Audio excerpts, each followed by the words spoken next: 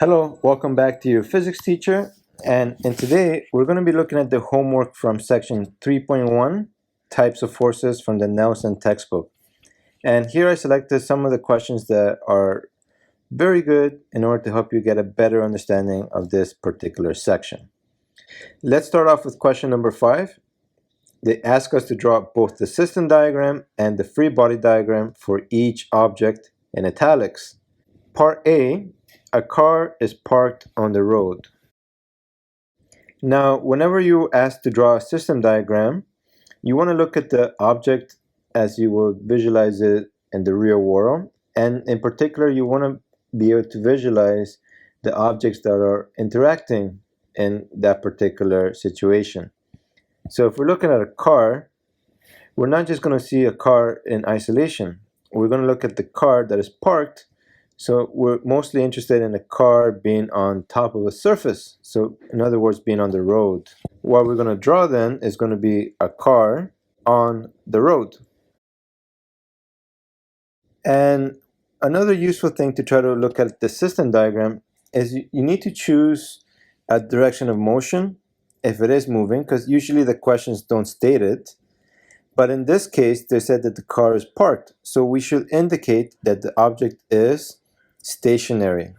And if we want to draw the free body diagram representing this, we want to represent the car as a box, and we want to identify the forces that are acting on the car that are due to external influences.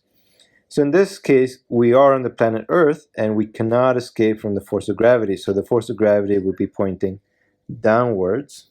Because there's an interaction with the surface from the car acting on the road, that's going to be called a normal force, which is perpendicular.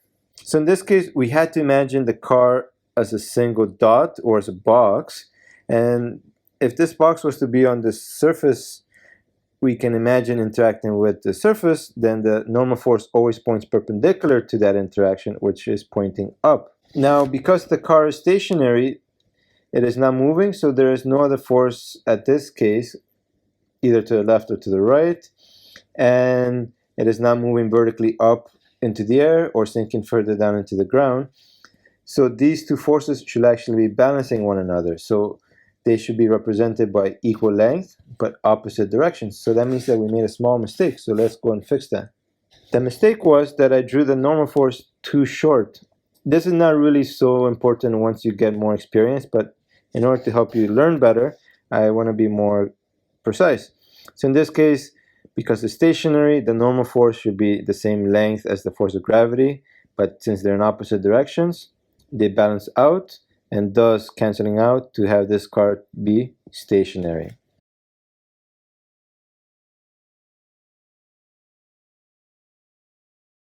Okay, part B is asking us to draw the system diagram and the free body diagram for a small fish that is hanging from a fishing line.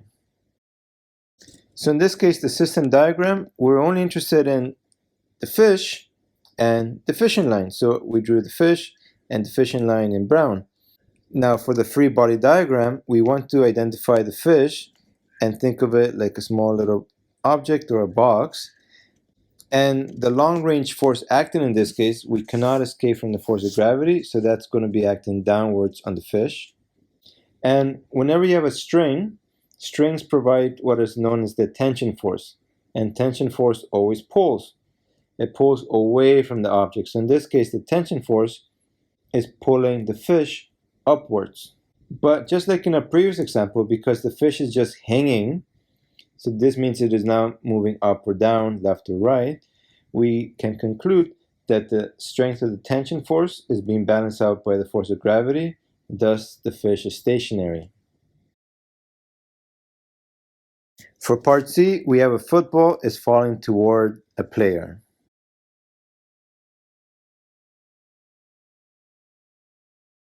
So in the system diagram, we are only interested in the interaction between the ball and the football player, but in this case, they're not yet touching one another. And because the masses are so small between these two objects, we usually neglect the force of gravity that occurs between the two objects. But they're both on the planet Earth, So we are going to be having the force due to gravity. And we are only interested to draw the free body diagram for the object in italics. So in this case, the object in italics was the football. So the football is what we're going to make as a little white box. And as we were mentioning before, we cannot escape from the force of gravity acting downwards. And because we're assuming that this object has not yet touched the football player, there is no applied force interaction. And in the absence of air resistance, we can further say that there's no drag force. So it turns out that this object is only experiencing one force, which is the force due to gravity. And thus we can say that this is an example of an object experiencing free fall motion. And the last example for this question, it asks us to draw both the system diagram and the free body diagram for a puck that is being pushed forward across the ice by a hockey stick. So we're interested in having the puck, it's on ice. So here we have the puck, we have the hockey stick pushing it along, it's on ice. But they don't tell us which way is forward. So you can usually assume that to the right is the forward direction. Now for the free body diagram, we are only interested in the forces acting on the puck.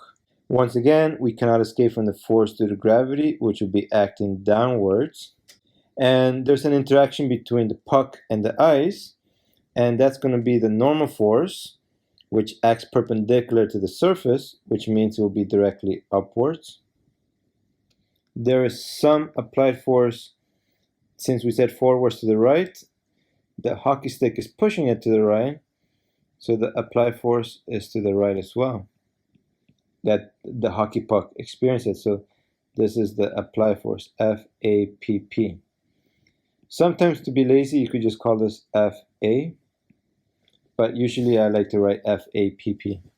Now here comes the problem. For the free body diagram in this case, you can assume that the ice is frictionless, which means that there is no frictional force.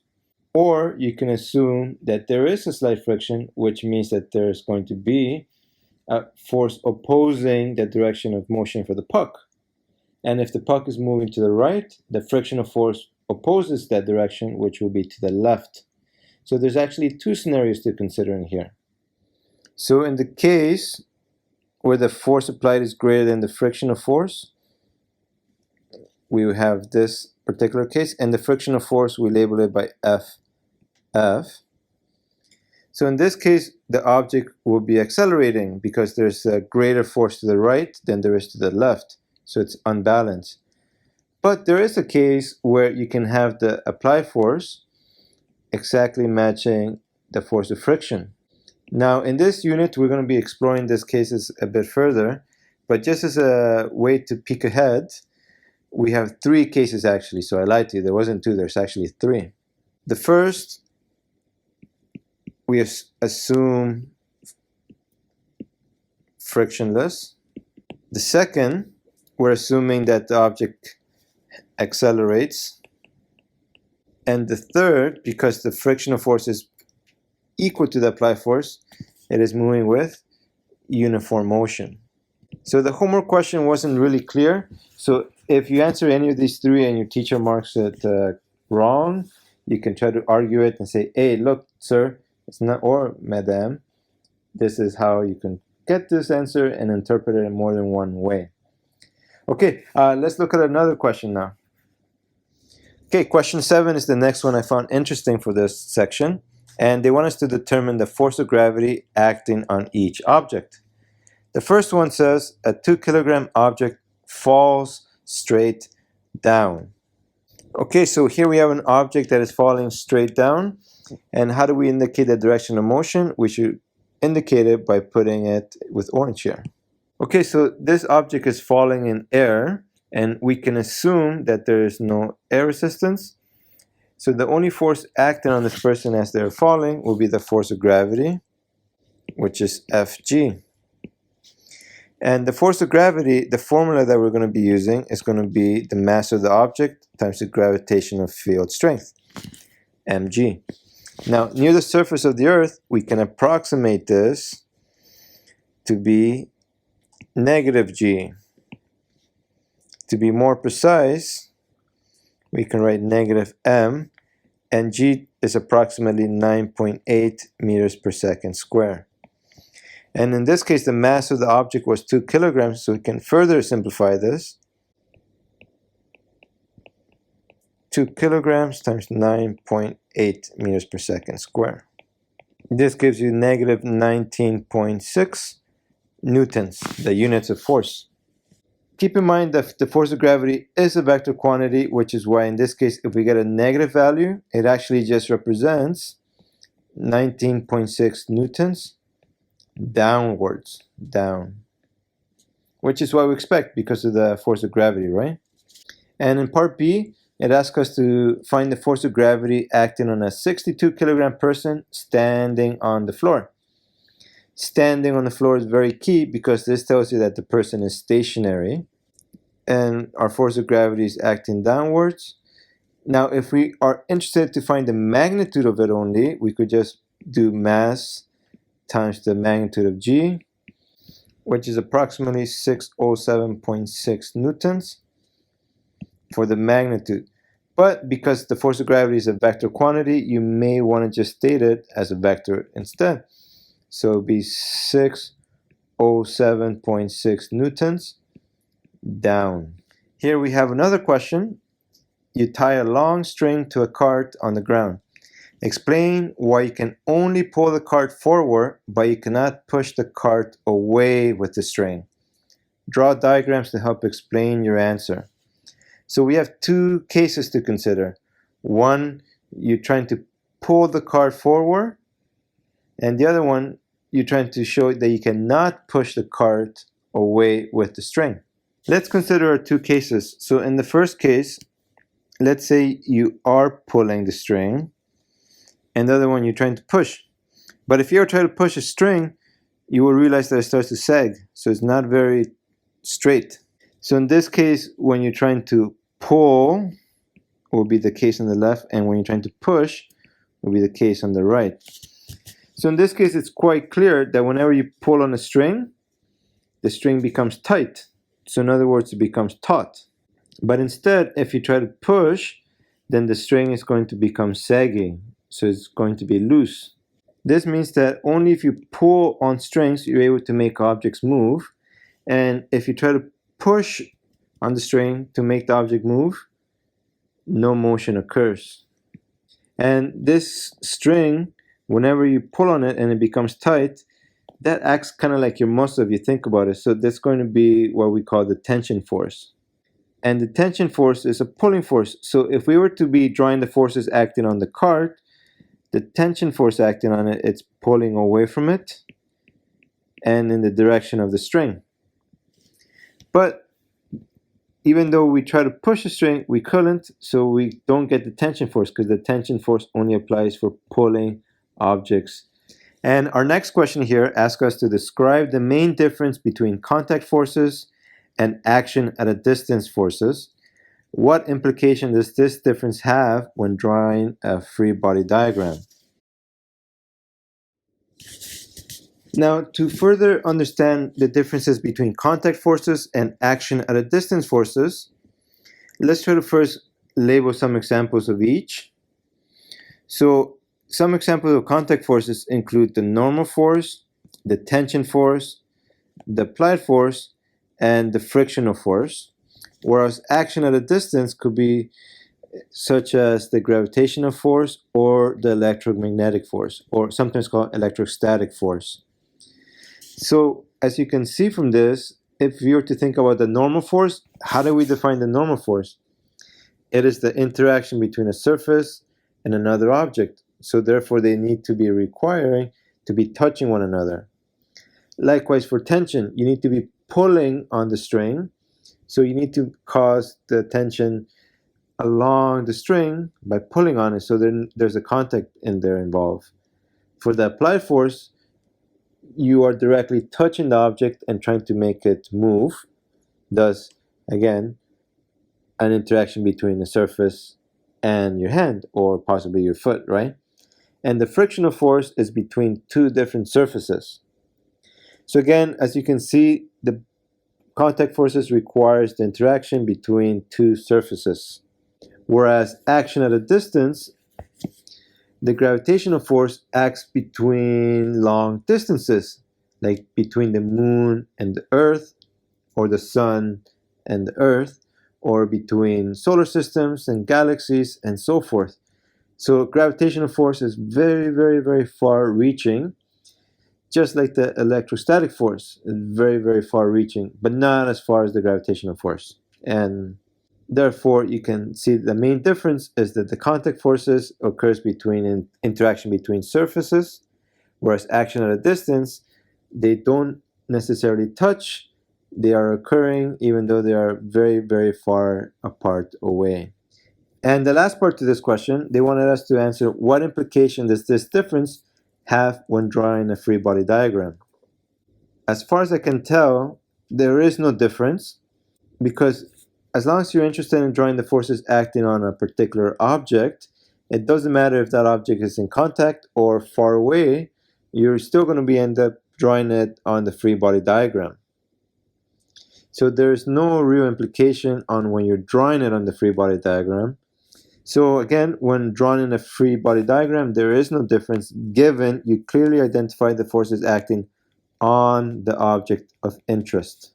And in our next question, they ask us to explain the difference between system diagrams and FBDs. Describe both are used to solve force problems.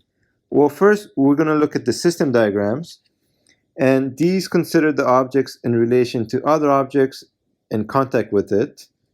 So when we were looking at the previous example of the car on the road, we want to draw both the car and the road. So in this case, you want to consider the objects of interest that are interacting with one another and try to draw it in a real world way, which helps you to visualize the problem, because this is going to be useful to help determine the pushing and the pulling interactions. In other words, the forces. And it helps to determine the direction of vectors. In other words, the vectors of motion. Because in most cases, you usually have to assume that the object is moving to the right, to the left, up, down, or whatever it may be. So you do have to make some assumptions, and if you draw, you can get the directions all to be matching to that particular question and your assumptions. So it makes sense. Now let's look at the FBDs.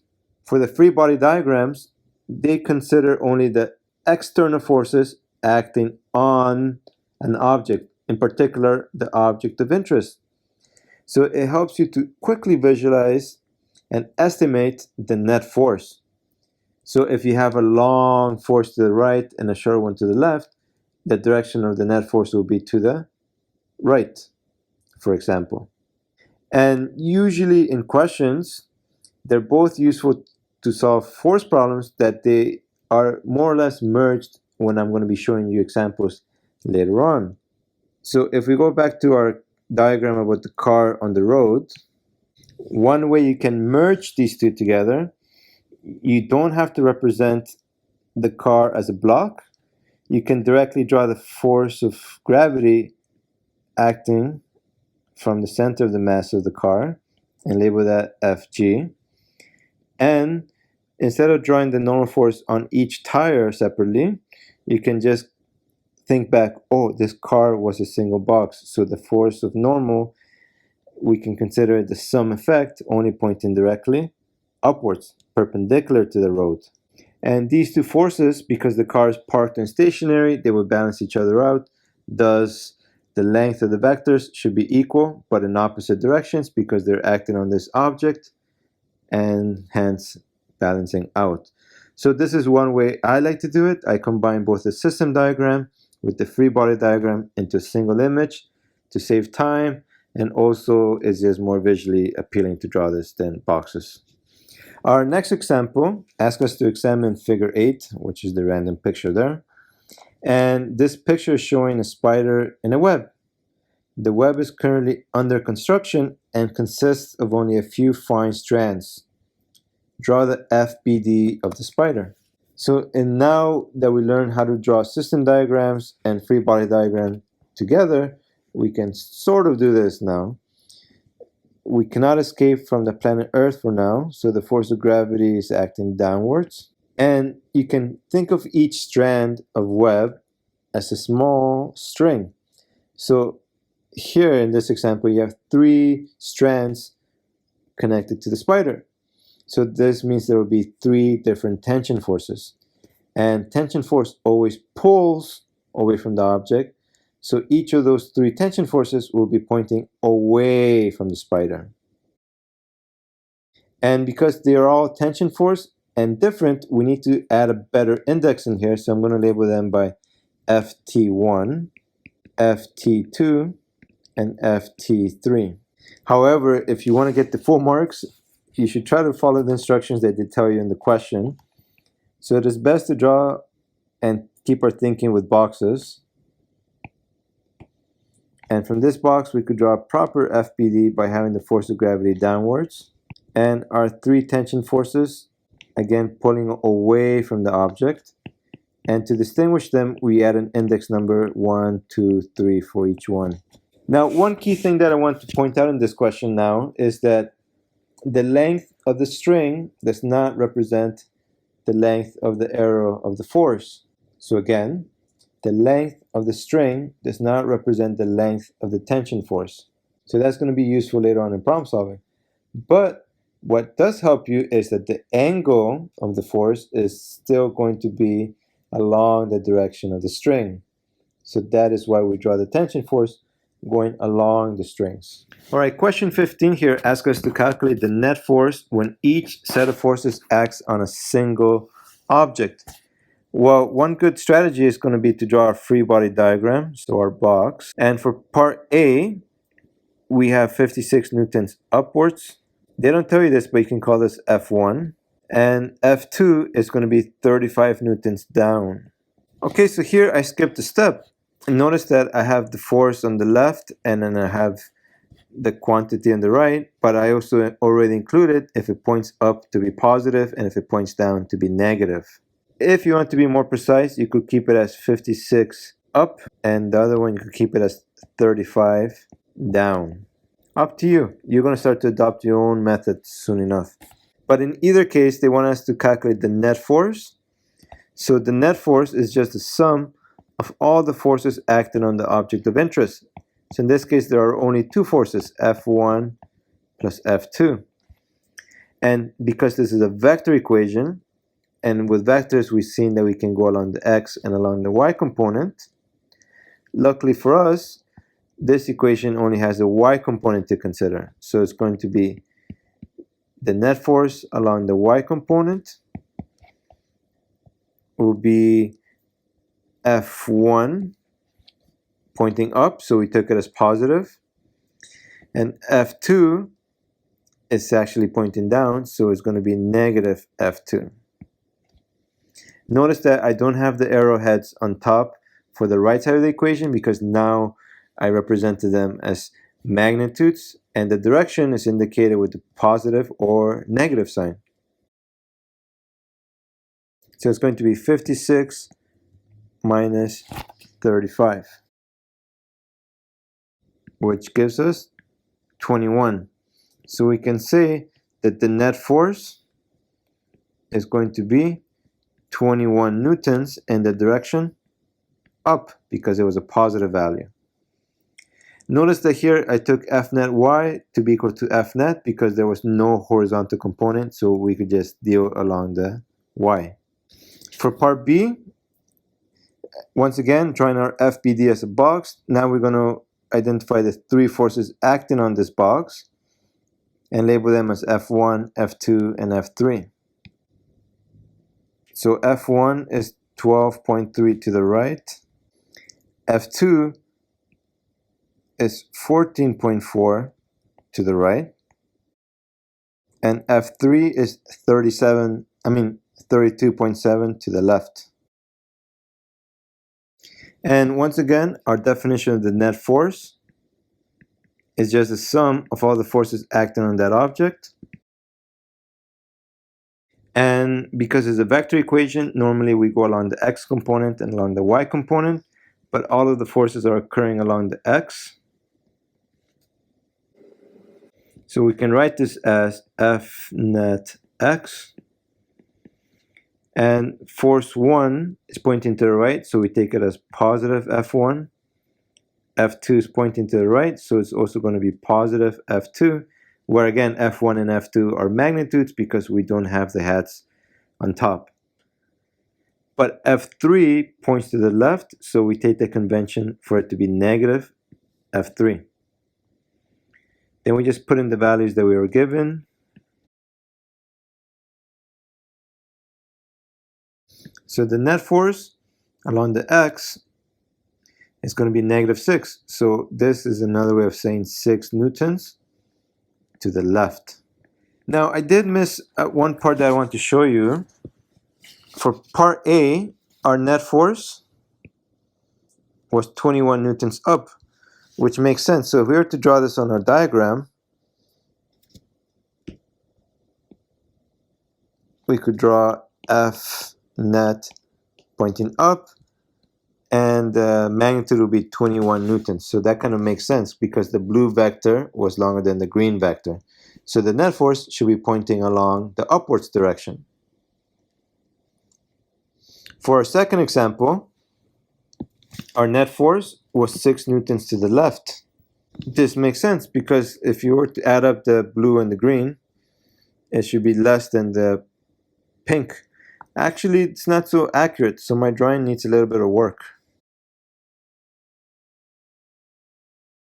That should have been much longer. That makes more sense. So again, the net force is just pointing in the direction of the unbalanced portion when you were to add up all of these forces acting on that object. So in this case, because the pink one was longer than the sum of the green and the blue, the net force points to the... You're still with me? I appreciate it, and that means you're quite serious about learning this lesson, and I think you're going to do quite well in whatever assessment you're going to get in the future, because we're going quite in detail for each of these questions. Let's finish this section. Now we're at question 15, part C. So here, once again, our strategy, they're asking us to calculate the net force. And we start off by trying to identify our block to draw the FBD. And there's a 45 Newton force acting upwards. We also have a 45 Newton force acting downwards. A third force of 21 newtons acting west. And a fourth force of 21 newtons acting east.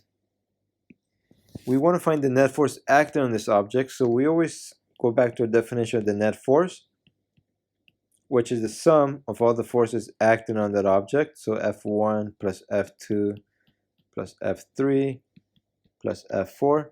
And these are vector quantities, and that means that we're going to have to break them down along the x component and along the y component. So let's look at this along the x.